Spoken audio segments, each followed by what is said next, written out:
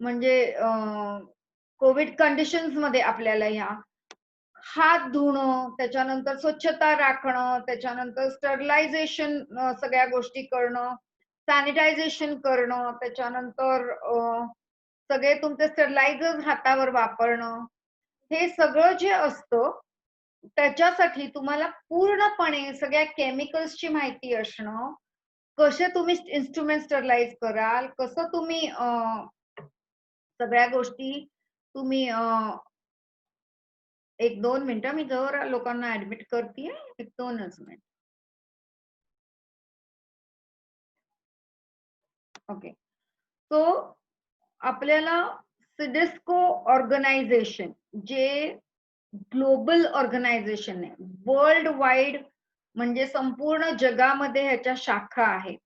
ह्याचं काम चालतं स्वित्झर्लंडहून आणि ज्युरिक म्हणून त्या ठिकाणी ज्युरिक नावाची जागा आहे. तिथनं ऑफिस आहे त्यांचं आणि तिथनं जगभरामध्ये ब्युटी फील्डशी संबंधित ब्युटीचा प्रसार करणं, स्पा रिलेटेड गोष्टी, त्याच्यानंतर स्पा मॅनेजमेंट, अरोमा थेरपी, त्याच्यानंतर beauty therapy, body therapy, facial modules अशा ह्यांच्या वर्ल्ड वाईड इंटरनॅशनल एक्झाम्स असतात.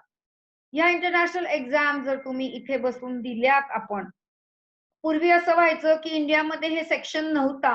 त्यामुळे तुम्हाला आयदर ज्युरिकला जाऊन किंवा लंडनला जाऊन जिथे-जिथे स्कूल असेल तिथे तुम्हाला ही परीक्षा द्यायला जायला लागायचं. बाहेरच्या देशांमध्ये आणि आपल्या देशामध्ये काम आपल्याला जर का खूप उत्तमरित्या करायचं असेल, तर ह्यांनी काही प्रोटोकॉल्स लावलेले आहेत, काही एस-ओ-पीज आहेत त्यांचे, स्टँडर्ड ऑपरेटिंग सिस्टम्स आहेत त्यांच्या. त्या त्याप्रमाणे संपूर्ण जगामध्ये म्हणजे फेशियल जर आपण म्हटलं, तर ज्या पद्धतीने आम्ही हे अक्वायर केलंय, आम्ही जे शिकवतो आहोत, त्याच पद्धतीने संपूर्ण जगामध्ये फेशियलचे स्ट्रोक्स घेतले जातात. ते मसल वाईज असतात, आपल्या स्नायू वाईज असतात. त्यामुळे जर का तुम्ही सर्टिफिकेशन इथे केलं, तर तुम्हाला कुठेही जगामध्ये, कुठेही इंडियामध्ये नोकरी मिळायला किंवा तुम्हाला स्पा काढायला, तुम्हाला सलॉन काढायला इंटरनॅशनल सर्टिफिकेशन आहे असं समजलं जातं तुम्हाला तुमच्याकडे. तुम्ही सगळ्यात एक उच्च परीक्षा दिलेली आहे, असं समजलं जातं. आणि म्हणून सिडीस्कोनी आपल्यासाठी इंडियाचा हा ग्राफ खूप उंच आहे या ठिकाणी. पूर्वी असं होतं, की इंडियामध्ये सॅनिटायझेशन, स्टरलायझेशन म्हटलं, की थोडंसं लोकांची नाराजी असायची, की बापरे! स्वच्छता. पण now India is the first country, की जे हे सगळं पाळतेय आणि तुम्ही बघितलत, की आपले पंतप्रधान मोदी साहेबांनी स्वच्छता अभियान करून आपल्याला खूप सुधारण्याचा वाव दिलाय. आपण खूप सुधारलोय. आपल्याकडे तुम्ही बघाल सगळीकडे आता डस्टबिन्स वेगळे आहेत, कोरडा कचरा, सुका कचरा यांचं नियंत्रण वेगळं आहे.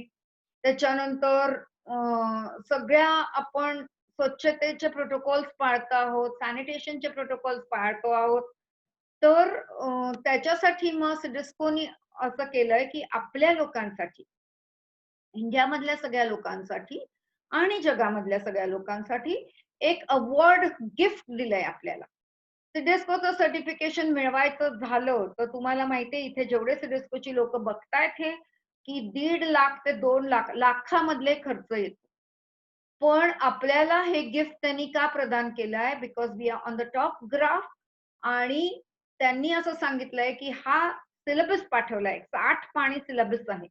आणि हा तुम्ही अक्वायर केला, एक ऑनलाईन परीक्षा दिली, की असं होणार आहे, की तुम्ही ही परीक्षा पास झाल्यावर तुम्हाला एक सॅनिटायझेशन आणि स्टरलायझेशनचा तुम्ही अवॉर्ड मिळवणार आहात, म्हणजे सर्टिफिकेशन मिळवणार आहात. आता चुकूनही हे सर्टिफिकेशन तुमचा डिप्लोमा नाहीये किंवा तुमची डिग्री नाहीये. हे लक्षात घ्या. कारण मला काल 2-3 फोन आले, की "मॅडम हे डिग्रीसारखं आहे का?" नो. 2 दिवस जर तुम्ही अभ्यास केलाय तर ही डिग्री नाहीये. पण तुम्ही ह्या एका विषयामध्ये छोटासा जो विषय आहे तुमचा त्याच्यामध्ये प्रावीण्य मिळवलेलं आहे, म्हणून तुम्हाला हा अवॉर्ड दिलाय. So this certificate is not a degree. Please understand that. It is not a degree. हे डिग्री नाहीये. This is an award given, this is a gift given to you, की तुम्ही एक छान छोटंसं सिलेबस आहे, त्याचा पूर्णपणे अभ्यास केलाय आणि तो आता ह्या पॅन्डेमिक सिच्युएशनमध्ये तुम्ही अप्लाय करताय. आणि म्हणून तुम्हाला हे सर्टिफिकेशन अवॉर्ड केलंय. तो आता हे कोण बसू शकतं या परीक्षेला? आता हे कोण परीक्षेला बसू शकतो आपण? तर सगळी लोकं जी ब्युटी फील्डशी रिलेटेड आहे, ती या परीक्षेला बसू शकतात. हे सिडस्कोचं तुम्ही एक पेज बघताय माझ्याकडे. आता सिडस्को नेहमी आपले स्टँडर्ड्स वाढवण्यासाठी खूप काम करत असतं, की सगळ्यांचे स्टँडर्ड्स किती ग्लोबल असणार आहे, इंटरनॅशनल असणार आहे त्याचे. ही त्यांची कमिटी आहे काम करणारी सगळी.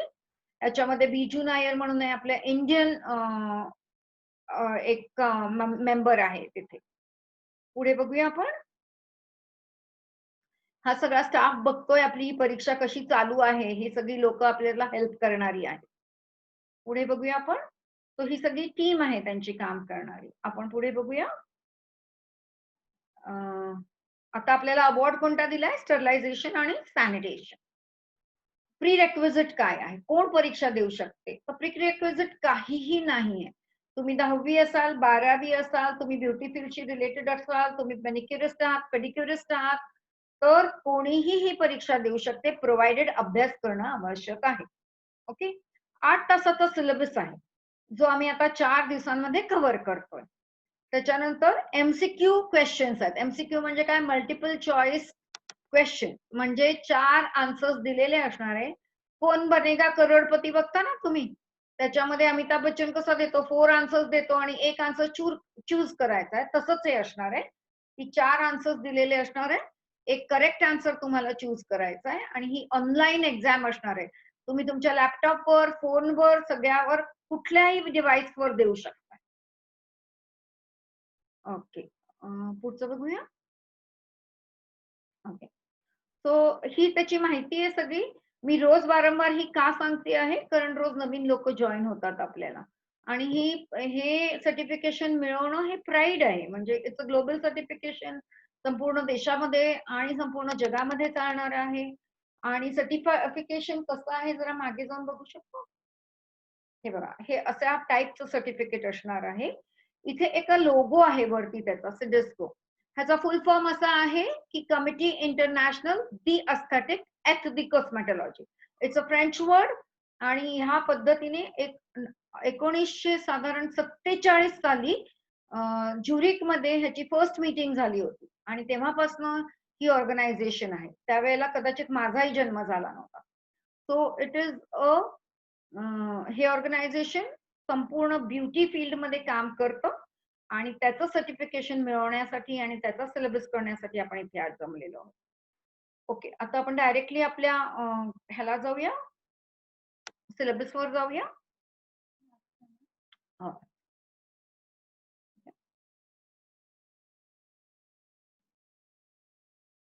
मला वाटते सगळ्यांना ऐकू येतंय. ओके. सो काल आपण हायजीन आणि सगळं बघितलं होतं. आपण काल बघितलं होतं, की केस बांधायचे आहेत, युनिफॉर्म घालायचे आहेत, डस्टबिन्स वेगळे ठेवायचे आहेत. त्याच्यानंतर क्लायंट केअर बघितली होती आपण. क्लायंट आला की पुसून घ्यायचंय, क्लायंट गेला की पुसून घ्यायचंय. काही केमिकल्सनी पुसायचंय, काही तुम्ही स्टरलायझर्स वापरणार आहात, काही सॅनिटेशनच्या गोष्टी वापरणार आहात. तर ह्या सगळ्या गोष्टींबद्दल आपण काल स्वतःच्या हायजीन बद्दल, लोकांच्या हायजीन बद्दल बोललो होतो. आज आपण थोड्या व्याख्या बघणार आहोत, डेफिनेशन्स बघणार आहोत. तो पुढे जाऊया आपण थोडंसं. ओके. काय व्याख्या बघणार आहोत आपण बघूया. आपण रोजच्या जीवनामध्ये ज्या वापरतो, डॉक्टर्स बोलतात, आपण बोलतो, हल्ली आपण खूपच बोलायला लागलो आहोत. कोरोना व्हायरस आहे. So we will see what it is. Antiseptic ही पहिली व्याख्या आहे. अँटिसेप्टिक म्हणजे काय? तर organic, non organic compound that inhibits bacterial growth. ज्यामुळे छोटे जीवाणू जे तुमच्या डोळ्यांना दिसत नाहीत, असे जीवाणू जर तुमच्या शरीरामध्ये आतमध्ये गेले, त्यांच्या शरीरावर प्रादुर्भाव झाला, तर त्यांना मारण्यासाठी आपल्याला काय लोशन लागतं? अँटिसेप्टिक लोशन लागतं. आता तुम्हाला असं माहितीये, की आपल्या घरांमध्ये आपल्या लहानपणापासून अँटिसेप्टिक लोशन म्हणजे काय माहितीये आपल्याला? डेटॉल वापरतोय आपण. आता नवीन आलंय सॅव्हलॉन वापरतोय आपण.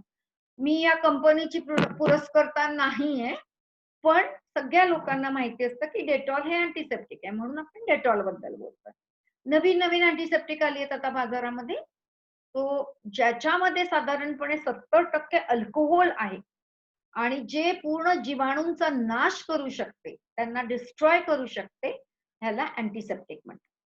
बॅक्टेरिया ही व्याख्या बघूया. बॅक्टेरिया म्हणजे काय? सूक्ष्म जीवाणू. हा सूक्ष्म जीवाणू सगळीकडे असतो.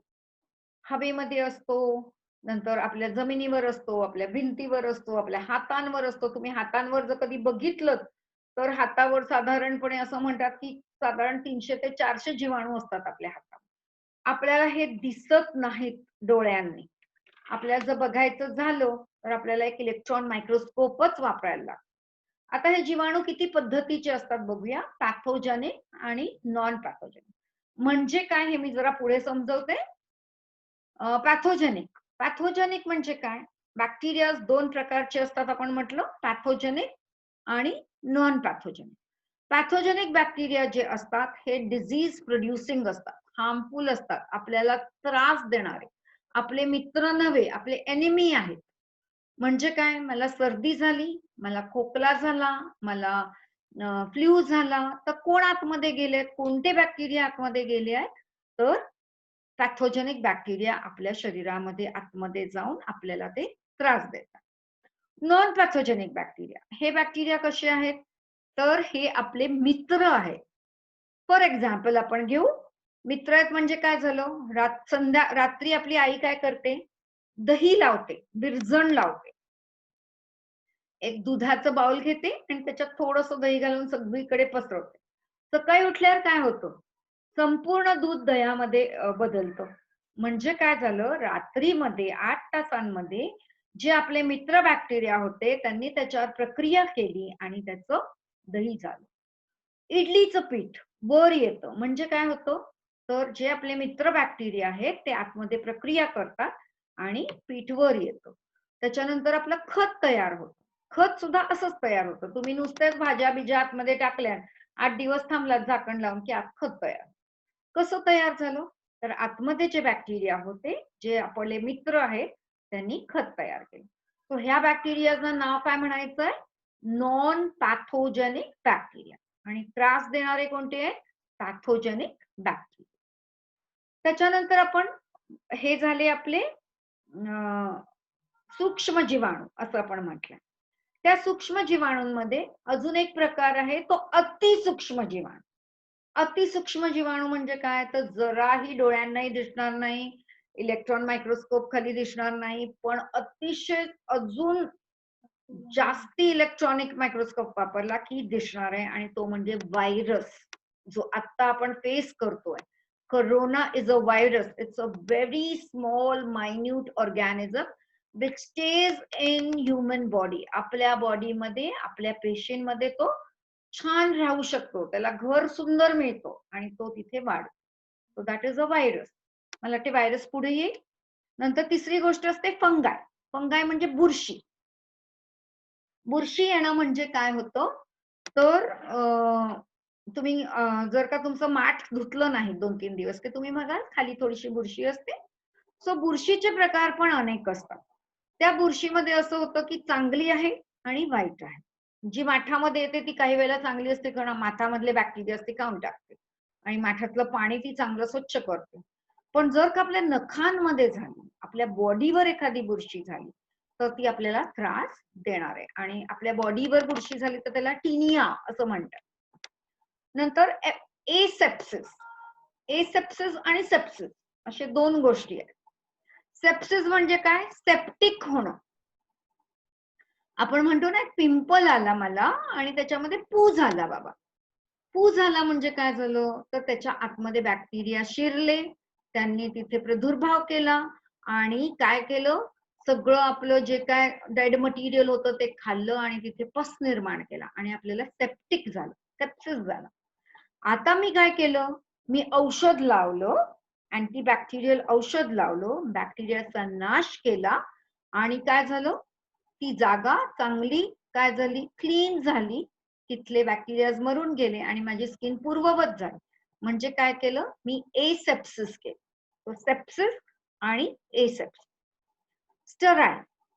आता स्टराईल, मी हे सगळं करताना एक कापूस वापरला. मी कापूस कुठचाही नाही वापरणार की जी नुसता पडलाय. मी एका डब्बीतनं असलेला एक बँडेज म्हणजे केमिस्ट कडनं आणलेला असा कापूस वापरेन. आणि तो कापूस काय केलेला असतो, निर्जंतुकीकरण केलेला कापूस म्हणजे स्टराईल कॉटन वापरेन. तो निर्जंतुकीकरण होणं म्हणजे स्टराईल किंवा स्टरलायझेशन. ओके, पुढे जाऊया.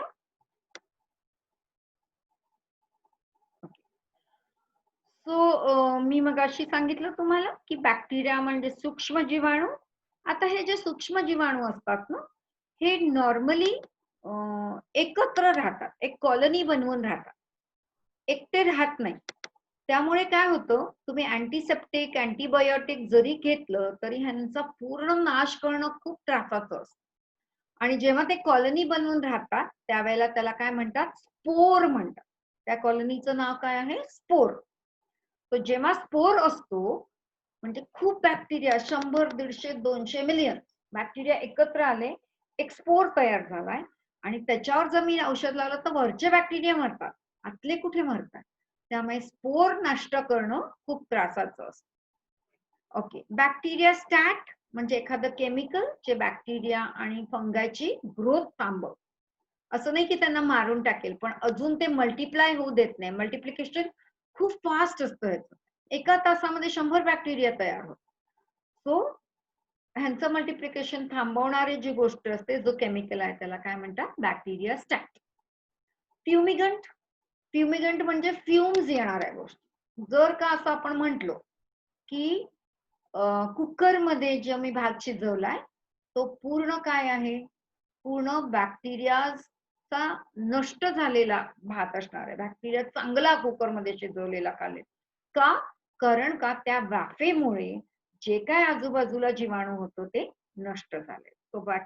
ते वाफेमधनं काय आले, फ्युम्स आले. सॅनिटाईज, सॅनिटाईज म्हणजे एखादी मला खोली साफ करायची आहे समजा, तर मी काय करीन, मी कापूस घेऊन खोली पुसणार नाहीये ना. तो मी काय करेन, बालदीत पाणी घेईन, एखाद्या एक मोठा मॉप घेईन म्हणजे एक मोठं फडकं घेईन आणि त्याच्यामध्ये मी काय टाकीन, तुम्हाला मी काल म्हटलं होतं बाथरूम मध्ये जाऊन बघा काय काय गोष्टी आहेत. तो फिनेल असतं आपल्याकडे, आता हल्ली लायझॉल आहे नवीन गोष्ट. तर त्या फिनेल आहे ते मी टाकीन त्या बालदीत. माझा हेतू काय आहे, ही सगळी पूर्ण खोली आहे ती निर्जंतुकीकरण करणं. म्हणजे काय करणं, इंग्लिशमध्ये सॅनिटाईज करणं. तो एखादी खोली मला सॅनिटाईज करायची असेल तर मी एखादं केमिकल वापरणार आहे. केमिकल काय मगाशी म्हटलंय आपण, 70% त्याच्यामध्ये अल्कोहोल.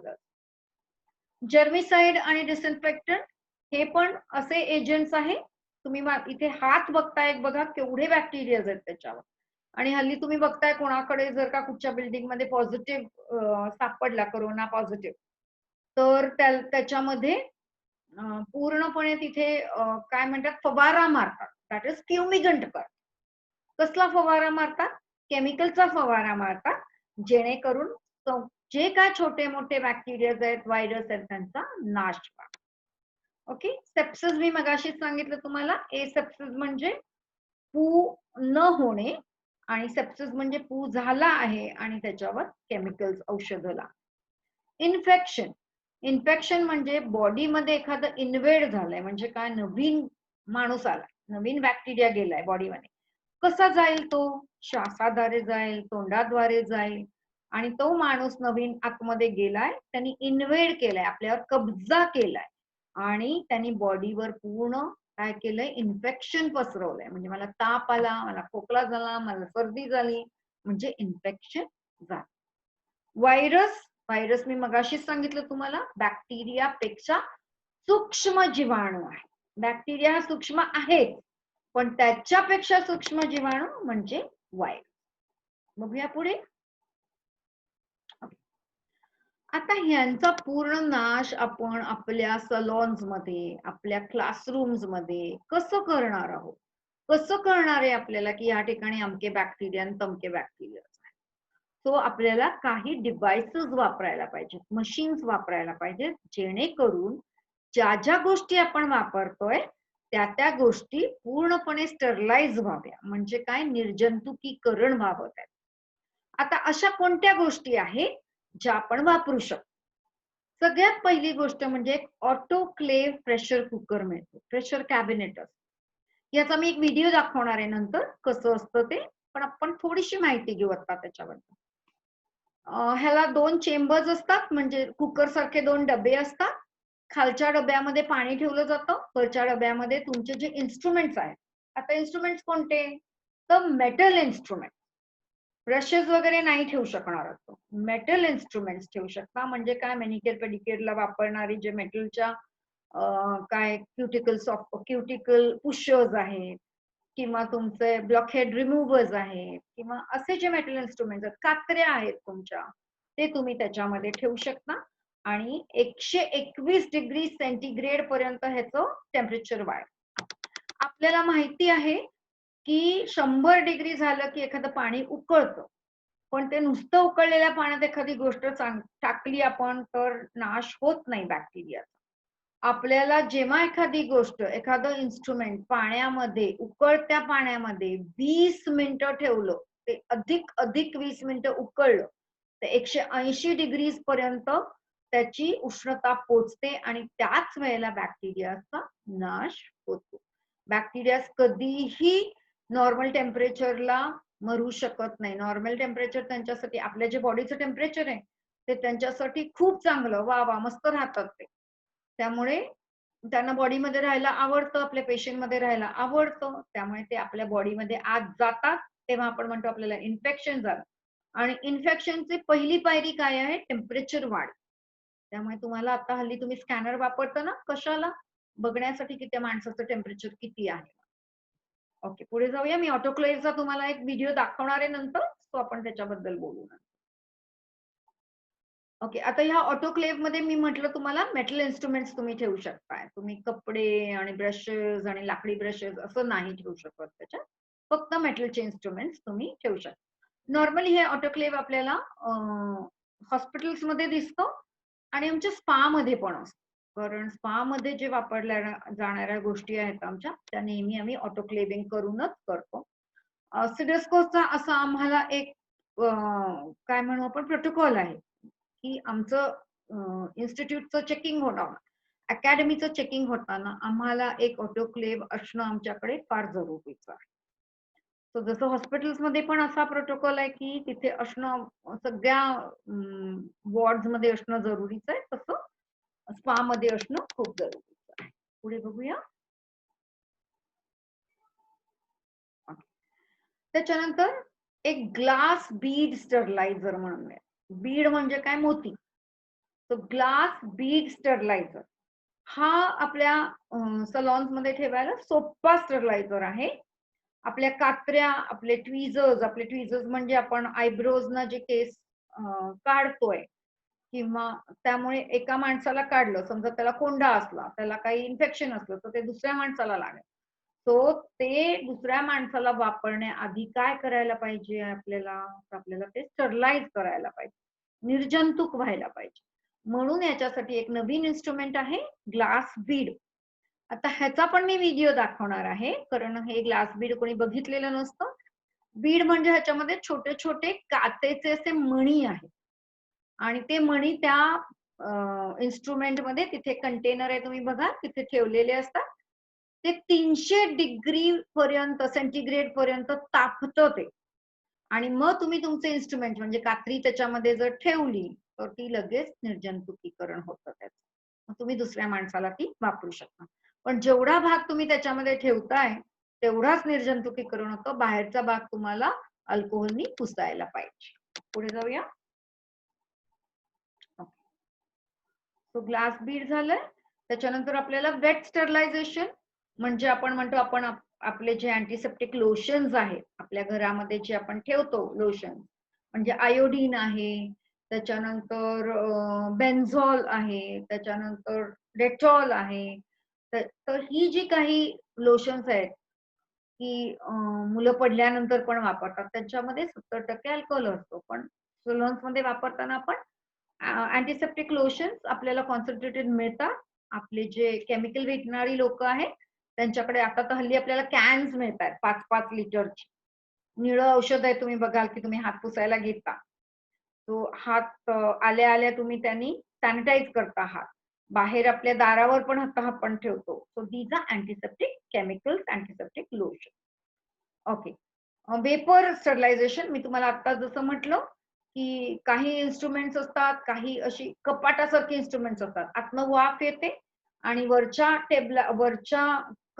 कप्प्यात जे इन्स्ट्रुमेंट्स ठेवतो आपण, त्याच्यावर ती वाफ सतत साधारणपणे एक आपण म्हणू 20-25 त्याच्यावर मॅन्युफॅक्चररचं टायमिंग दिलेलं असतं, की इतकं टाईम ठेवलं की हे निर्जंतुकीकरण होणार. आता त्या वाफेमध्ये घालण्यासाठी केमिकल्स काही वापरली तर जास्ती चांगलं. तर फॉर्मॅल्डिहाइड नावाचं केमिकल असतं. त्याची स्ट्रेंथ खूप चांगली असते आणि ते तुम्ही जर का त्या पाण्यामध्ये टाकलं तर त्याची वाफ होऊन आपल्या सगळ्या इन्स्ट्रुमेंट्स निर्जंतुक होतात. नंतर एक अल्ट्राव्हायोलेट कॅबिनेट दाखवलंय इथे बघा निळ्या रंगाचं. हे नॉर्मली सगळ्या सलॉन्स मध्ये तुम्हाला सापडणारच आहे.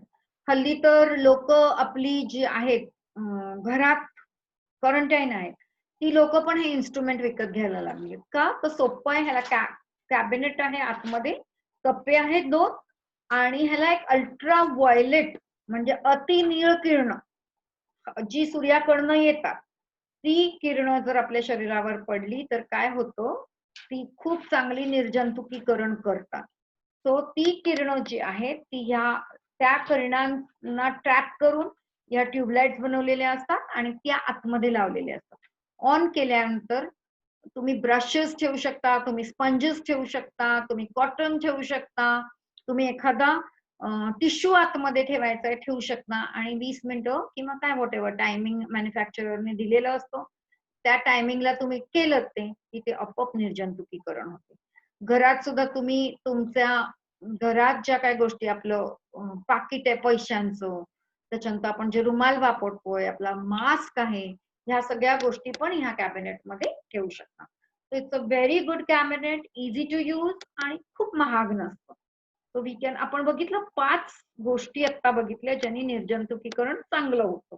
पहिलं ऑटोक्लेव्ह बघितलं, दुसरं ग्लास बीड बघितलं, तिसरं वेट स्टरलायझेशन केमिकलनी स्टरलायझेशन बघितलं, नंतर वाफेनी बघितलं आणि अल्ट्रा व्हायोलेट कॅबिनेटनी बघितलं. So 5 things are there to sterilise all your instrument.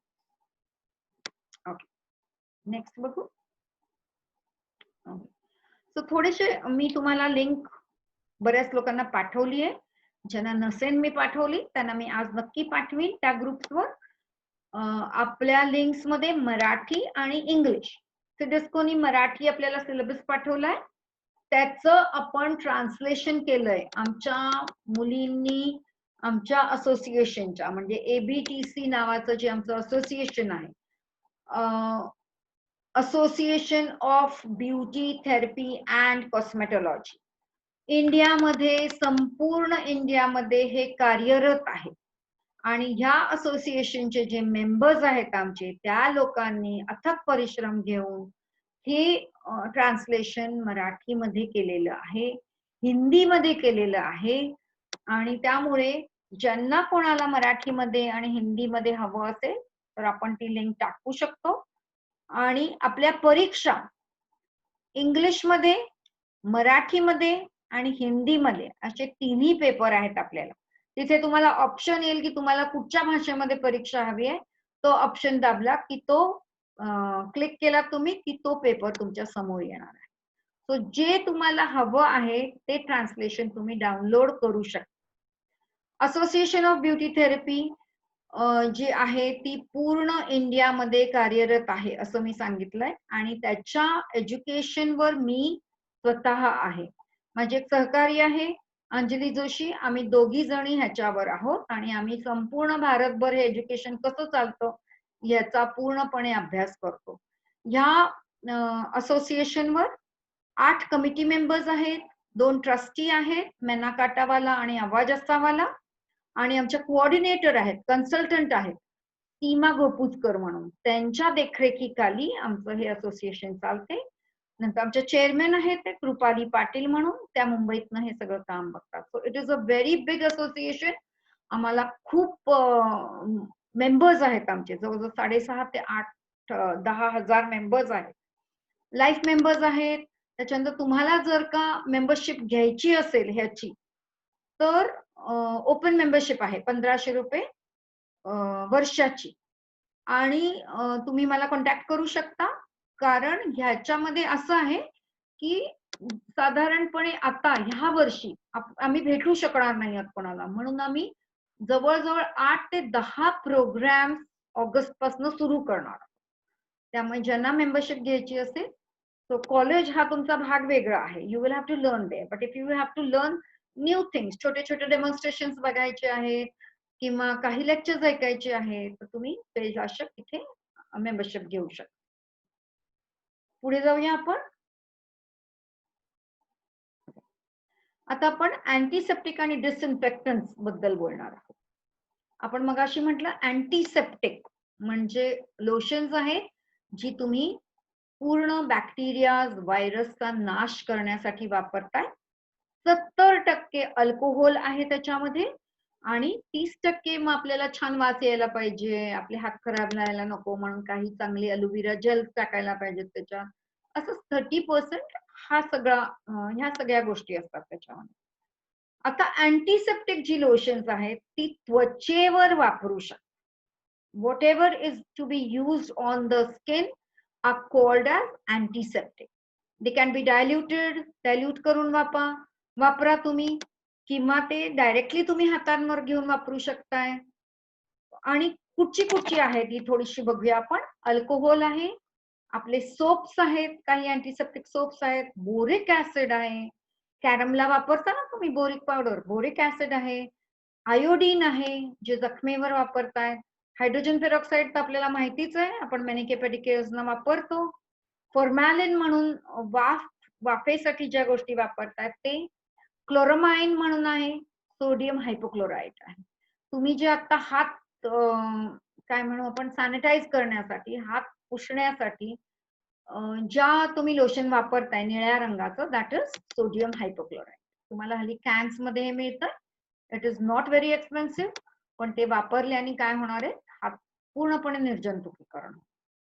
आता डिसइन्फेक्टंट म्हणजे काय, तर मगाशी मी तुम्हाला जसं सांगितलं, मला जर एखादी खोली पूर्णपणे जर का निर्जंतुकीकरण करायची आहे, तर मला काय करायला लागेल, तर मला बालदीमध्ये काय करायला लागेल, पाणी घ्यायला लागेल, त्याच्यामध्ये फिनेल घालायला लागेल. मग मला काय आहे, एखादा डॉक्टर आहे, तो ऑपरेशन करतोय त्या रूम मध्ये, मग ती पूर्ण खोली निर्जंतुकीकरण पाहिजे ना, निर्जंतुक पाहिजे. म्हणून मला काय वापरायचंय, फवारे मारायचे. कशाचे मारायचे, तर इथे बघा तुम्ही लिहिलंय क्वाटर्नरी अमोनियम कंपाऊंड, नंतर फॉर्मॅलिन, इथाइल अल्कोहोल्स मिळतात, और ग्रेन अल्कोहोल, असे अल्कोहोलचे प्रकार मिळतात. ते तुम्ही पूर्ण त्या खोलीमध्ये वापरू शकता. तुम्ही जर आयसीयू मध्ये कधी गेला तर तुम्ही बघाल तुमचे डोळे झोंबतायत. कशाने झोंबताय, तर हे डिसइन्फेक्टंट वापरलेले असतात. तो जेव्हा त्वचेवर वापरताय तेव्हा अँटीसेप्टिक, आणि जेव्हा एखादी खोली, एखादं दार, एखादं हँडल पुसण्यासाठी वापरताय ते डिसइन्फेक्ट.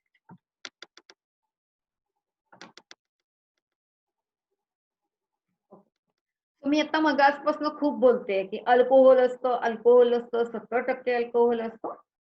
आता आपण काही खूप केमिस्ट्रीचे स्टुडंट सगळे लोक नाही आहोत किंवा आपल्याला केमिकल बद्दल फार माहिती नाहीये, पण निदान आपल्याला इतकी माहिती आहे, आपण 8वी पर्यंत तरी केमिस्ट्री, 10वी पर्यंत केमिस्ट्री होतं आपल्याला, तर आपल्याला या गोष्टी थोड्या माहिती असायला पाहिजे.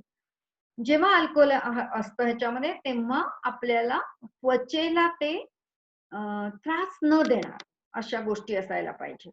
तो ethyl alcohol, isopropyl alcohol, methyl alcohol, हे अल्कोहोलचे काही प्रकार आहेत जे आपण आपल्या त्वचेवर वापरू शकतो. त्याच्यानंतर हे कसे असतात, कलरलेस असतात, ह्याला खूपसा कलर नाहीये. त्याच्यानंतर किती प्रमाणामध्ये हे वापरले जातात सगळ्या केमिकल्स मध्ये, तर 70% साधारण वापरले जातात.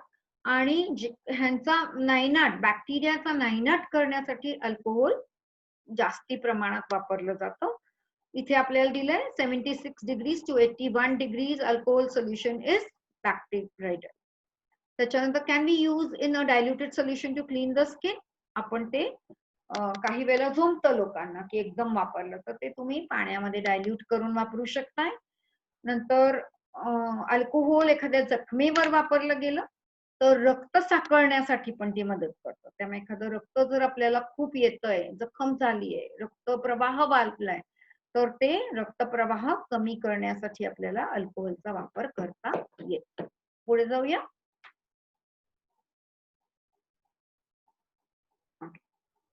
आता आयोडीन आणि फिनॉल. मला आठवतंय की मी लहानपणी माझी आजी आहे की आम्हाला काही थोडंसं लागलं की तिच्याकडे हे आयोडीन असायचं. एक पिवळा ब्राउनिश कलरची बाटली आहे, डार्क कलरची. त्याच्यामध्ये ह्याचं लोशन असायचं पिवळसर रंगाचं आणि ती त्या जखमेवर कापसाने लावायची. भयंकर झोंबायचं. पण कधीही त्यानंतर कधी पू झालाय, पस झालाय, ती जखम वाढली आहे, असं कधी व्हायचं नाही. Because it is a very strong antiseptic lotion आहे. नंतर हे केमिस्टकडे मिळणार तुम्हाला. फिनॉल, फिनॉल आणि फिनाइल ह्याच्यामध्ये फरक आहे. फिनाइल आपण आपल्या फरशा पुसायला वापरतो, फिनेल म्हणजे. आणि फिनॉल हे कार्बोलिक ऍसिड असतं, कॉस्टिक सोडा आहे याच्यामध्ये, थोडंसं पॉइझनस आहे. आणि हे तुम्हाला तुमची जखम जर असेल तर त्याच्या तिथे वापरायला हरकत नाही. शिवाय काही लोक जे इलेक्ट्रोलायसिस सुईनी काम करतात, ॲक्युपंक्चरिस्ट आहेत, इलेक्ट्रोलॉजिस्ट आहेत, टॅटू करणारी लोक आहेत, तर त्यावेळेला ते त्वचा पुसण्यासाठी फिनॉल म्हणजे कार्बोलिक ऍसिड वापरतात किंवा स्पिरिट्स वापरतात. आणि हे त्वचा थोडी बधिरीकरण होते त्याने, अनेस्थेटिक आहे. पुढे बघूया. ओके, मी तुम्हाला आताच म्हटलं की क्लोरोहेक्झिडिन ग्लुकोनेट हे अँटीसेप्टिक आहे. आता हे जे लोशन आहे हे पण केमिस्ट कडे तुम्हाला मिळू शकतं. आणि ह्याच्यामध्ये काय आहे तर तोंड साफ करायला लिस्टरीन वगैरे मिळतं बघा, की तुम्ही ब्रश केल्यानंतर गार्गल करतो आपण त्याने, त्या लोशन्स मध्ये हे असू शकतो. ब्लड कोअगुलेंट आहे हे. त्याच्यानंतर फार काय म्हणू आपण, डोळ्यांच्या ठिकाणी खूप ह्याचा वापर करू नये. तो क्लोरोहेक्झिडिन नावाचं तुम्हाला लोशन मिळू शकतं. नंतर क्वाटर्नरी अमोनियम कंपाऊंड, हे सुद्धा तुम्ही जर का हॉस्पिटलमध्ये गेलात, खूप मोठी जखम झाली आणि ती जखम पुसण्यासाठी आयोडीन नाही वापरलं जाते, तिथे स्ट्रॉंग तुम्हाला केमिकल वापरलं जातं, ज्याने पूर्ण बॅक्टेरियाचा नाश होणार आहे. त्याच्यावर कुठलेही प्रादुर्भाव होता कामा नये. आणि म्हणून डॉक्टर्स आपल्याला साधारणपणे 2 दिवसांनी या आणि ड्रेसिंग बदलून जा सांगतात, त्यावेळेला ते क्वाटर्नरी अमोनियम कंपाऊंड वापरतात.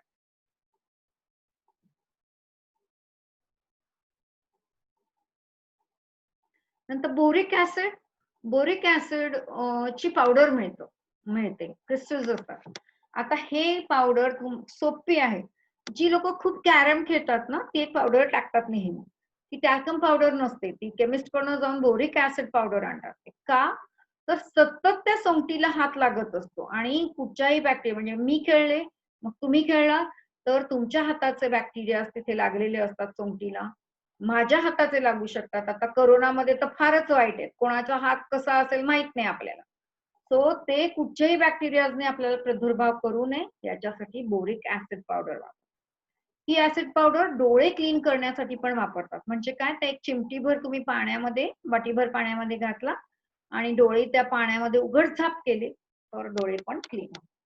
हायड्रोजन पेरॉक्साईड तुम्हाला माहितीच आहे, मॅनिक्युअर पेडिक्युअरला वापरतो आपण. कशासाठी तर it is a antiseptic lotion. नंतर सोडियम हायपोक्लोराइड, हे सुद्धा हात धुण्यासाठी. नंतर आपण जे आपल्या पर्सेस मध्ये ठेवतो ना हल्ली, काय म्हणतो आपण, सॅनिटायझर्स ठेवतो, त्याच्यामध्ये पण हे असतात. टिंक्चर बेन्झिन, हे टिंक्चर बेन्झिन आयोडीन सारखंच आहे, ब्राऊन बाटलीमध्ये मिळतं आणि जखम साफ करण्यासाठी नेहमी असतं. पुढे जाऊया. ओके, नंतर क्लोरीन. तुम्ही बघाल क्लोरीन आपण कधी म्हणतो, कुठे ऐकलंय आपण क्लोरीन, तर स्विमिंग करताना आपण म्हणतो डोळे झोंबतायत आज पाण्यामध्ये, फार क्लोरीन घातलंय. म्हणजे कशासाठी असतं तर ती जी बुरशी किंवा काही त्या टाईल्स वर येते त्यांच्यामध्ये बॅक्टेरिया असतात ते मारून टाकण्यासाठी असतं. कुठलेही व्हायरस, फंगस काही जरी असलं त्याच्यामध्ये तरी ते मारून टाकण्यासाठी क्लोरीन असतं. त्याच्यानंतर डॉक्टर्स लोक, मी तुम्हाला म्हटलं तसं, जर का सर्जरी करणार असेल तर ती खोली निर्जंतुकी करण्यासाठी पण क्लोरीनचा वापर केला जातो. नंतर क्वाटर्नरी अमोनियम कंपाऊंड, ह्याला सिट्रमाइड म्हणतात किंवा ब्रोमाइड असतं ह्याच्यामध्ये. आता हे जे आहे हे आपल्या सोप्स मध्ये फार असतं आणि हे का असतं तर आपल्या हातावर, म्हणजे सोप मध्ये का असतं तर ऑइल रिमूव्ह करण्यासाठी असतं. So it is always use म्हणून आपण. आणि दुसरी गोष्ट म्हणजे बॅक्टेरिया ना काय म्हणू आपण, दुश्मन आहे हा अमोनियम कंपाऊंड. त्यामुळे सोप मध्ये असल्या कारणाने आपण सोपनी जर हात धुतले तर बॅक्टेरियाचा पूर्ण नाश होतो. म्हणून हल्ली आपल्याला सांगितलंय की 20 सेकंदापासून 60 सेकंदापर्यंत तुम्ही हात चांगले धुवा, because it contains the ammonium compound which is harmful to the bacteria. पुढे वाचूया. ओके. नंतर क्लोरोहेक्झनॉल. क्लोरोहेक्झनॉल नावाचं जे कंपाऊंड आहे, जे मिक्सचर आहे किंवा केमिकल आहे, हे माउथवॉशेस मध्ये आहेत, म्हणजे तोंडात गेलं तरी हरकत नाहीये. नंतर क्रीम्स मध्ये वापरलं जातं. काही वेळेला असं होतं की पिंपल्स आले, मग पिंपल्स झाले त्यांच्यावर जे बॅक्टेरियाज आहेत त्याला स्टॅफिलोकोकाय किंवा स्ट्रिप्टोकोकाय बॅक्टेरियाज म्हणतात. मी मगाशी म्हटलं की ते कॉलनीमध्ये राहतात, पोर्स असतात त्याचे. मग त्यांचा नाश करण्यासाठी एखादं स्ट्रॉंग केमिकल लागतं आपल्याला, and that is chlorhexidine. Okay. Sodium hypochlorite हा एक वर्सटाईल प्रोडक्ट आहे, म्हणजे हा खूप घातक नाही आहे, पण पोटात गेला, तोंडात गेला तर काही प्रमाणात हरकत नाही. पण काही वेळेला केमिस्टकडे मिळतं, ह्याचं हे मिळतं आणि हे तुम्ही भाज्यांवर, तुमच्या फ्रुट्सवर जर का ते टेबलावर ठेवणार असाल तुम्ही, तर तुम्ही ते मारू शकता, म्हणजे ते खराब होणार नाही. पण घेताना मात्र धुवून ते घ्यायला पाहिजे. ओके.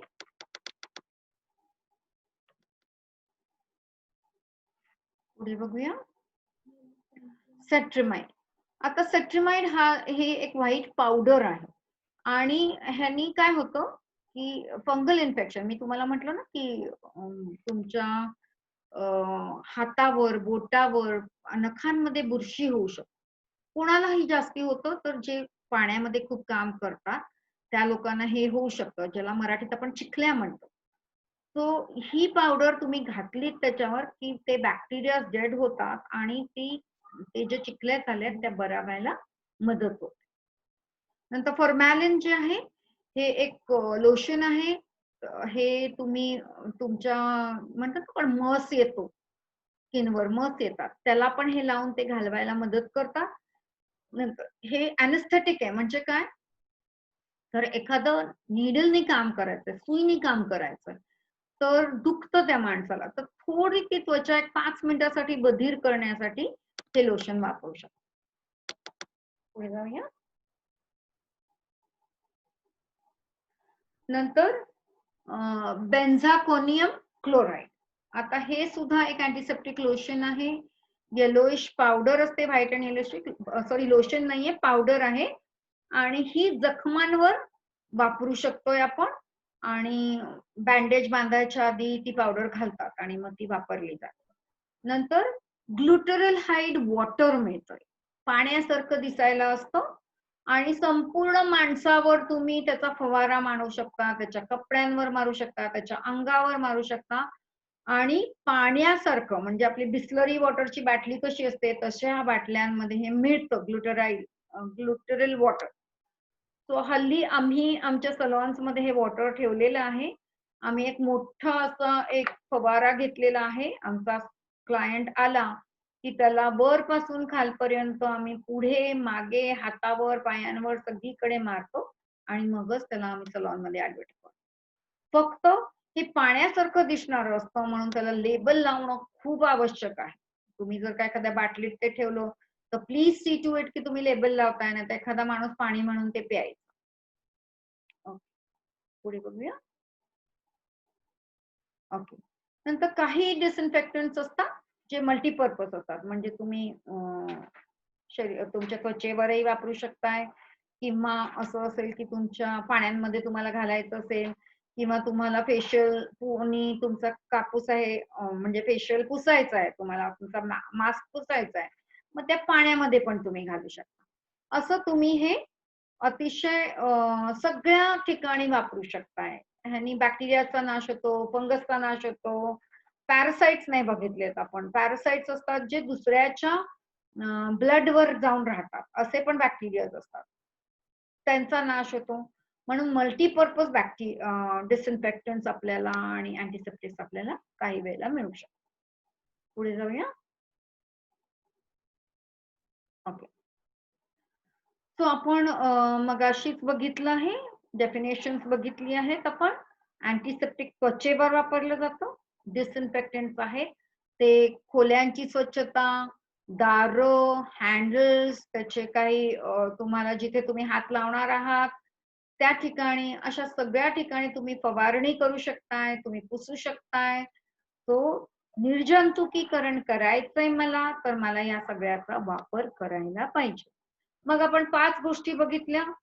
ऑटोक्लेव्ह बघितला, ग्लास बीड बघितलं, नंतर स्टीम बघितली, त्याच्यानंतर केमिकल्स बघितले, फ्युमिगंट गोष्टी बघितल्या, की त्या सगळ्यांनी तुम्ही चांगल्या रीतीने सगळ्या बॅक्टेरियाचा नाश करू शकता. त्याच्यानंतर तुम्ही केमिकल एजंट्स बघितले, फॉर्मॅल्डिहाइड, अल्कोहोल, त्याच्यानंतर ग्लुटरल वॉटर जे तुम्ही सगळीकडे वापरू शकताय. त्यामुळे ह्या अशा अनेक गोष्टी आपण घरामध्ये वापरतो. आपल्याला असं वाटत असतं, की एकच केमिकल आहे सगळ्यामध्ये. पण नाही, प्रत्येक ह्याच्यामध्ये वेगळं केमिकल आहे. सो आजचं होमवर्क काय आहे आपलं? आपण आपल्या बाथरूममध्ये जेवढ्या गोष्टी आहेत त्या बाहेर आणायच्या, टेबलावर ठेवायच्या. आपण आपली आई किंवा हुएव्हर तुम्ही स्वतः भांडी घासतायत, त्याच्या त्या लोशन्स आहेत काही व्हिम बार, व्हिमचं काही दुसरं ते बाहेर आणायचं आहे. आपण आपल्या मुलांना जखम झाली की काय लावतो ते आणायचंय आणि read the chemicals on it. त्याच्यावरची केमिकल्स वाचा. You will find each of the thing, each of the chemical is different from the other. दुसऱ्यापासून हे केमिकल वेगळं आहे. तर प्रत्येकाचं काम वेगळं आहे, म्हणून त्यांना आपण वेगळ्या दर्जा दिलेला आहे. ओके, पुढे जाऊया.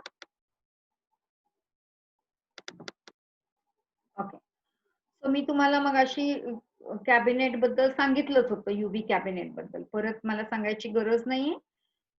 इथे मी तुम्हाला एक डायग्राम पण दिलाय. युव्ही कॅबिनेट इझी असतात. तुमचे फोन पण त्याच्यामध्ये ठेवू शकता तुम्ही स्टरलाइज व्हायला. चष्मे ठेवू शकता, घड्याळ ठेवू शकता, ब्रशेस ठेवू शकता मेकअपचे. त्याच्यानंतर घरी तुम्ही काही तुमचे इन्स्ट्रुमेंट्स असतील जे आजूबाजूला सतत तुम्ही हात लावणार आहात, ते सगळे एक 15-20 मिनिटं टायमिंग दिलेलं असतं तिथे. तेवढे ठेवलेत की ते निर्जंतुकीकरण. आत्ताच्या काळामध्ये मला वाटते माणसाला सुद्धा एखाद्या कॅबिनेटमध्ये ठेवून निर्जंतुकीकरण करून बाहेर काढलं पाहिजे. आणि तशा ते हल्ल्या हे पण मिळतात. काय म्हणू आपण कॅबिनेट्स मिळतात, की तुम्ही आत गेलात की तुमच्यावर सगळा फवारा येतो आणि मग तुम्ही बाहेर आलात की तुम्ही फुल निर्जंतुकी. ओके. ओके. आता इथे काय दिलंय बॉइलिंग. 100 डिग्री झालं की बॉईल होते. पण आपल्याला काय पाहिजे आहे 130, 140, 160, 180 डिग्री पर्यंत पोहोचलं पाहिजे. तेव्हाच आपल्या बॅक्टेरियाचा नाश होणार आहे. नंतर आपण जर स्टीमिंग केलं म्हणजे काय म्हणू आपण वाफारे दिले, त्यांनी पण बॅक्टेरियाचा नाश होतो.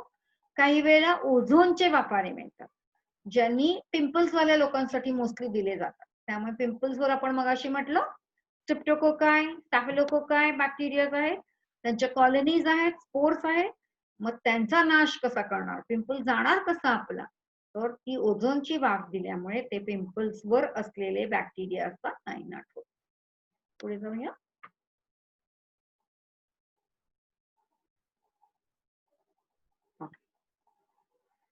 सो मी तुम्हाला मगाशी पण सांगितलं की केमिकल एजंट्स असतात. आता इथे तीच गोष्ट दिली आहे की इन्स्ट्रुमेंट्स जर आपल्याला सतत वापरायचे आहेत तर एखाद्या माणसाला आपण स्टरलाइझर मधनं कात्री काढली पण सकाळी स्टरलाइज केली होती. आता तो माणूस आला 2 तासांनी. स्टरलाइज तर आहेत पण अधिक जास्ती काळजीसाठी आपण ती परत आपल्या अँटीसेप्टिक लोशननी आपण पुसू शकतो. तो मला वाटते ती जास्ती केअर होईल त्या माणसासाठी. इन्स्ट्रुमेंट सगळे जे वापरणारे आहेत ते क्लीन पाहिजेत आपले. सतत आपण त्या लोकांना वापरताना, आपल्या क्लायंट्सना वापरताना, आपण स्टुडंट असो तर आपल्या ज्याला आपण प्रॅक्टिसला आणतो त्याच्यावर काही गोष्टी आपण वापरतो, त्या वापरताना त्या पूर्णपणे निर्जंतुक आहेत की नाही ते बघूनच काम करायचं. पुढे जाऊया. ओके. तुमचे चॅप्टर्स आहेत, मी तुम्हाला मगाशीच सांगितलं की लिंक्स मी टाकणार आहे. त्या लिंक्स मराठीमध्ये पण आहे आणि इंग्लिशमध्ये पण आहे आणि त्या तुम्ही डाउनलोड करू शकता तुम्हाला जी भाषा हवी ती. आणि त्याच्यानंतर मग आपण हा चॅप्टर आहे, त्याच्या मागे क्वेश्चन्स दिलेले आहेत ते तुम्ही सोडवायचे. मी तुम्हाला आता ज्ञान दिलंय, क्वेश्चन आन्सर सोडवायचं काम तुमचं आहे. त्याच्या मागे क्वेश्चन आन्सर्स आहेत, त्यातनंच परीक्षेला क्वेश्चन्स येणार. So understand it, solve the question, लिहा एका वहीमध्ये आणि मगच आपण परीक्षेला बसू शकतो. पुढे जाऊया थोडं. मी थोडस बॅक्टेरियाज बद्दल मी उद्या घेणार आहे ऍक्च्युली, पण मी जरा बॅक्टेरियाज बद्दल तुम्हाला थोडी माहिती देते. 4 प्रकारच्या आपण म्हणू गोष्टी आहे. बॅक्टेरिया आहे, सूक्ष्म जीवाणू आहे, व्हायरस अतिसूक्ष्म जीवाणू जो आपल्याला त्रास देतोय, त्याच्यानंतर फंगस म्हणजे बुरशी जी आपण म्हटलं की बापरे आपल्याला जर का आपल्या नखांमध्ये झाली, आपल्या बोटांमध्ये झाली, मी मगाशी तुम्हाला उदाहरण दिलं होतं चिखल्या होता, तर ते झालं तर आपल्याला त्रास देणारे आहे. त्याच्यानंतर आपल्याकडे आहेत पॅरासाइट्स. फॉर एक्झाम्पल आपण म्हणूया लिखा. लिखा या पॅरासाइट्स आहेत. म्हणजे काय, आपल्या केसांच्या मुळाशी जाऊन चिकटतात, आपल्या बॉडी मधलं रक्त त्या पितात आणि त्या मस्त मजेत राहतात. these are parasites. So parasites दुसऱ्याच्या जीवावर राहतात. बॅक्टेरिया स्वतःचं फूड तयार करतात, पण कसे माणसाच्या ह्युमन बिईंगच्या सेलमध्ये जाऊन तयार करतात. व्हायरस ते त्यांना आपल्या शरीरामध्ये राहायला अतिशय आवडतं, त्यामुळे they will live in the human body only. आणि फंगस ही एक प्रकारची व्हेजिटेबल टाईपचं फंगस आहे, म्हणजे व्हेजिटेटिव्ह आहे. त्याला पानं फुलं असू शकतात किंवा सिंगल सेल्ड असू शकतं किंवा अधिक पेशी असू शकतात. भरपूर एका सेलपासनं साधारण हजारो सेल्स पर्यंत त्याची व्याप्ती असू शकते. समुद्रामध्ये असू शकतात, खाऱ्या पाण्यात असू शकतात, गोड्या पाण्यात असू शकतात. नंतर समुद्रामध्ये जे काही काय म्हणू आपण रॉक्स म्हणजे दगड किंवा छोटी पर्वत किंवा छोटे आयलंड्स आहेत, त्याच्यावर तुम्ही ही बुरशी बघू शकता. त्यामुळे ते कुठेही येऊ शकते. काही प्रकारची बुरशी असते ती खाण्यालायक पण असते. म्हणजे काय असतं की जेल्स बनवतात ना त्या किंवा चायनीज फूड मध्ये काय काय तुम्ही बघाल की सॉसेस असतात, दे आर मेड फ्रॉम, त्याला अल्गे म्हणतात, they are made from algae. नंतर मशरूम्स असतात, मशरूम आपण खातो ना, मशरूम हल्ली फार आवडतं मुलांना खायला. So that is also a fungus. Yeast आहे आपला ब्रेड बनवण्यासाठी वापरतो, दॅट इज ऑल्सो फंगस. तर ह्या सगळ्याबद्दल मी बॅक्टेरिया आणि व्हायरसेस याच्याबद्दल मी उद्या बोलणार आहे. आज मी तुम्हाला सगळ्या केमिकल्सची माहिती दिलेली आहे, किती काय प्रकारची केमिकल्स आहेत.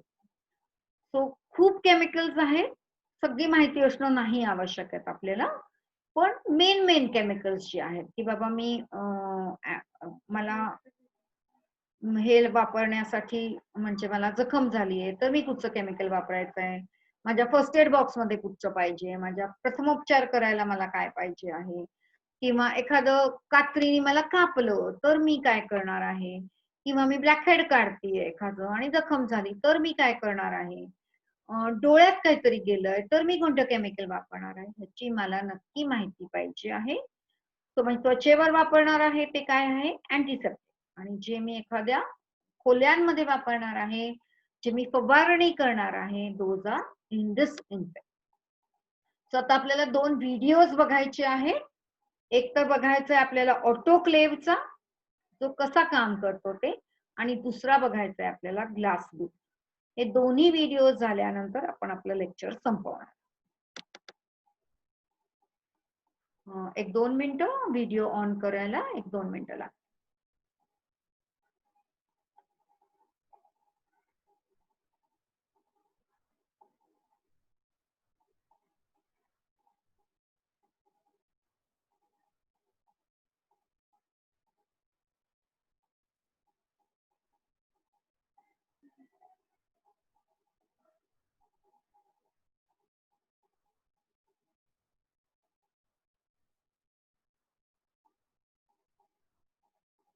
तो ये ऑटोक्लेव ब्रेड इंडस्ट्री में वाइडली यूज होता है स्टरलाइजेशन के लिए।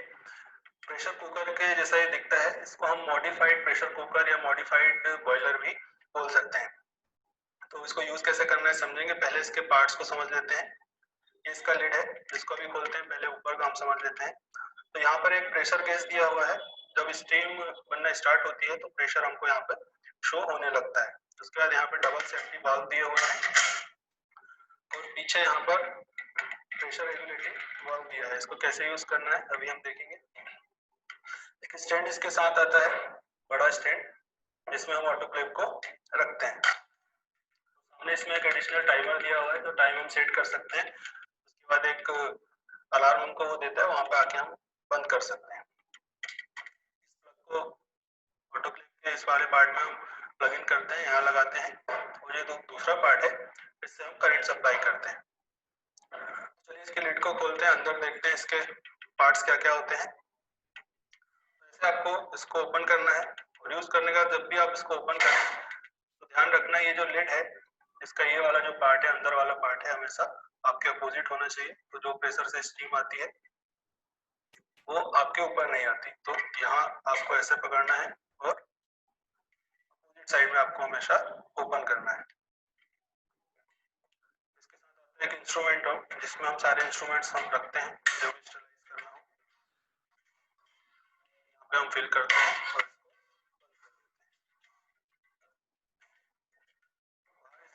हुई होती है, इसको स्टरलाइज करते हैं तो इनके पोर्स को खोल देते हैं, जो स्टीम है अंदर जाने को अलाउ करता है और अंदर जाके स्टरलाइज करता है। जब स्टरलाइजेशन कंप्लीट हो जाता है तो इसको साइड में करके जो भी इंस्ट्रूमेंट अंदर है वो स्टरलाइज रहते हैं। इसके अंदर आप देखिए एक छोटा ट्राइपॉड दिया हुआ है इंस्ट्रूमेंट ड्रम को रखने के लिए और एक कॉइल दी हुई है जो पानी को गर्म करती है। अब देख लेते हैं इसको यूज कैसे करना है। तो इसमें हम पानी फिल करेंगे, पानी कितना लेना है हमको, यहाँ पे वाटर लेवल दिया हुआ है। हमारी जो कॉइल है पूरा डूबी रहे, इसके बाद हम ये छोटा ट्राइपॉड रखते हैं, जो भी इंस्ट्रूमेंट है इसमें फिल करके अंदर रखते हैं। उसके पहले आपको इसके होल्स को ओपन कर देना है। इसके बाद हम अंदर फिर हम लिड को लगा देते हैं।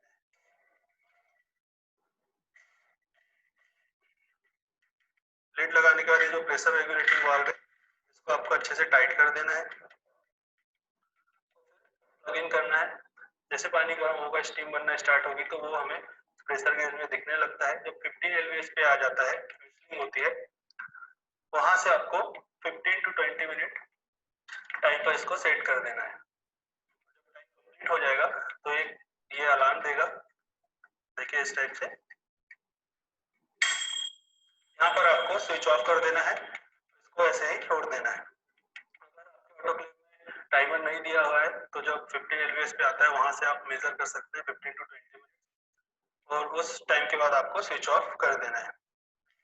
ओपन करने के लिए जब पहले हम पूरे प्रेशर को रिलीज करेंगे वाल्व से, जब प्रेशर पूरा निकल जाएगा उसके बाद हम इसको ओपन करेंगे। ओपन कैसे करना है अभी आपको हमने बताया। तो ऐसे हम आपण ऑटोक्लेव बघितलं, आता आपण ग्लास बीड बघूया। आपण व्हिज्युअलाइज करू शकत नाही, त्यामुळे म्हणून मी हा व्हिडिओ टाकलेला आहे तुम्हाला कळण्यासाठी। आता हा ग्लास बीड जो स्टरलायझर आहे त्याच्यामध्ये तुम्ही बघा हे बीड्स दिसतायत, म्हणजे छोटे छोटे ग्लासचे मणी दिसतायत। आता हे मणी त्या स्टरलायझर मध्ये पोर करतात, म्हणजे फुल भरतात त्या मण्यांनी। सो यू विल सी, बघा किती छान स्फटिकासारखे हे मणी आहे। त्यामुळे हे जेव्हा ऑन करतात तेव्हा हे खूप गरम होतात। 300 डिग्री पर्यंत पोचतं ह्याची हीट. तो हे फुल भरायचं ग्लास बीड स्टरलायझर मध्ये. आणि हे बीड्स आहेत मणी आहेत म्हणून याचं नाव आहे ग्लास बीड स्टरलायझर. आता प्लग इन करायचं हे.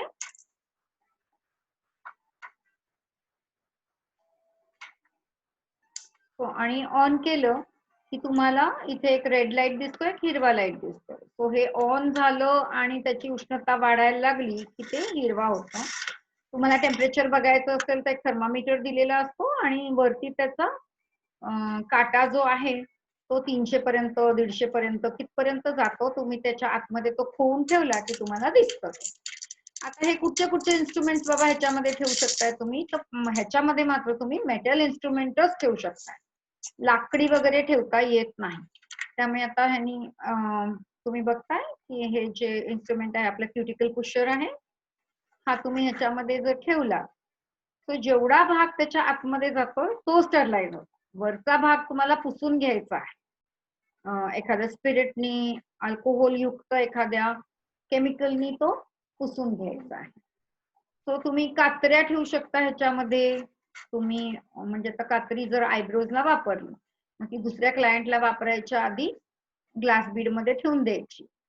नंतर तुम्ही क्युटिकल सगळे पुशर्स तुम्ही आहेत ते ठेवू शकता. असं सगळे इन्स्ट्रुमेंट्सच्या गोष्टी तुम्ही याच्यामध्ये ठेवू शकता.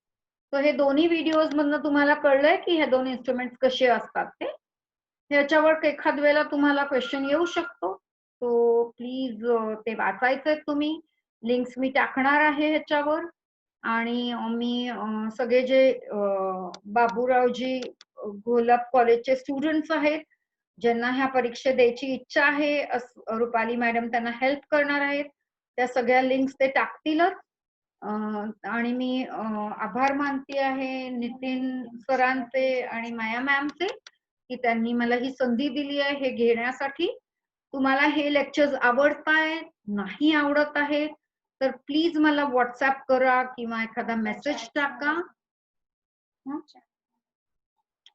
चॅट मध्ये तुम्ही जाऊन सांगू शकता माझा तुम्हाला लेक्चर आवडत नसलं, नाहीये, काही प्रॉब्लेम वाटतोय तरी प्लीज लेट मी, प्लीज सांगा. कारण का तर ते सुधारतं दरवेळेला. जर का काही प्रॉब्लेम आहे बाबा नाही कळत आहे तर मॅडम हे नीट तुम्ही एक्सप्लेन करून सांगायला पाहिजे. तो प्लीज टेल अस. चॅट मध्ये सांगू शकता, रुपाली मॅडम कडे तुम्ही सांगू शकताय. माझ्या ज्यांच्याकडे माझा व्हॉट्सअप नंबर आहे you can always do that. So आजचं लेक्चर संपूया. उद्या मी परत तुम्हाला रात्री 8 वाजता भेटणार आहे. 8 ते साधारण आपल्याला 9:15 वाजतायत. तुम्ही बघितलं तो सगळे कामं छान आटपून बसत जा. घरात राहा, stay safe, stay at home, बाहेर प्लीज जाऊ नका, सगळे प्रोटोकॉल्स पाळा. आपलं गव्हर्नमेंट आपल्या सेफ्टीसाठी झटत आहे.